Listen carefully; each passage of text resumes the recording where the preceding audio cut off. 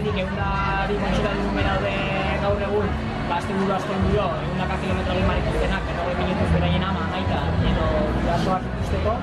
eta ekitaldi hau berezeki gainera, xuak gaur bertan 3 urte betetzen ditu, eta gaur bertan, datozen egunetan, bere gurasoek handik banandu izango da aplikazioen tokazenatik,